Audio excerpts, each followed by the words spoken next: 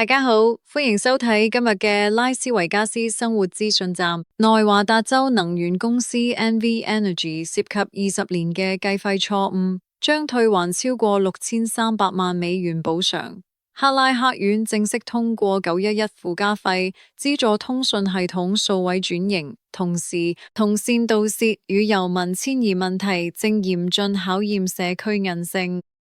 喺進入報道之前，請大家先訂閱、點讚同分享，你哋嘅支持係我哋維持製作質素、持續經營頻道嘅核心動力。內華達州能源市場爆發大規模費率爭議，NV Energy 被揭露自2002年起，錯誤將超過45000名居住於多戶住宅嘅用戶歸類為單戶住宅用戶，導致用戶長期支付高額日價。公司已向內華達州公用事業委員會 PARC 提交和解方案，建議退還總額超過6300萬美元嘅款項。現有活躍用戶將直接獲得賬單信用額度，前用戶則會收到支票。PUCN 將喺2026年1月21號舉行聽證會，重點審理針對2017年前數據缺失所採取嘅估算模型賠償機制。克拉克縣委員會全票通過新條例，由2026年4月1號起，所有電話線路每月將徵收1美元嘅附加費，商業電話線則為10美元。此舉旨在資助下一代911 NG911 系統升級，將現有嘅類比架構提升為基於 IP 嘅多媒體情報中心，支持現場視訊及精確 GPS 定位，以防範類似2024年發生嘅系統癱瘓危機。拉斯維加斯谷地正面臨嚴重嘅街燈故障危機，由於全球銅價高企，針對街燈導線嘅驅導活動猖獗。克拉克縣公共工程部正採取反制措施，包括喺維修中使用價值較低嘅槍線 （aluminum wire） 替代銅線，將電纜改為架空線路，並喺 Steam Lewis Avenue 試點安裝太陽能街燈，以徹底切斷對地下電網嘅依賴。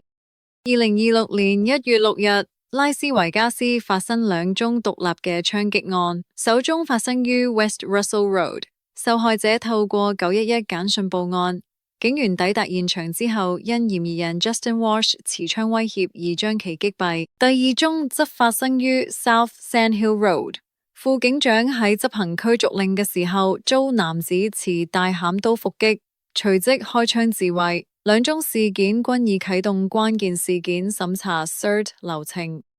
針對 Mountains Edge Regional Park 產生嘅集體攻擊事件，受害者已經提起民事訴訟。此案嘅法律戰略重點在於，原告唔單止起訴施暴嘅7名青少年，更將其父母列為共同被告。呢個反映出法律界正透過證明疏忽監管，將未成年人嘅暴力行為轉化為家長嘅經濟責任。Silverado High School 及 I-215 自行車道近期發現多處種族歧視塗鴉。執法部門已經明確表示，將以仇恨犯罪 hate crime 標準展開調查。參考2020年拉斯維加斯會議中心擴建期間嘅處理先例，本市對任何形式嘅仇恨符號保持零容忍立場。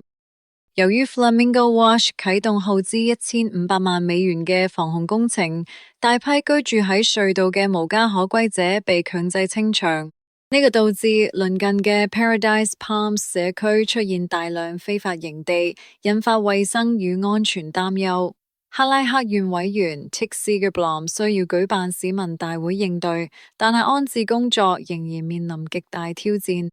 國際屋頂博覽會 IRE 於拉斯維加斯會議中心 West Hall 舉行，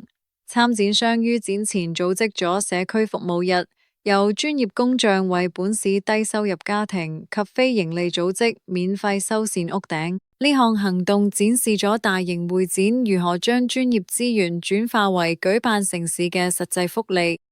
今日所有新聞已經報告完畢。如果你鍾意我哋嘅影片，請記得訂閱、點讚同分享。你哋嘅支持係我哋製作影片同經營頻道嘅最大動力。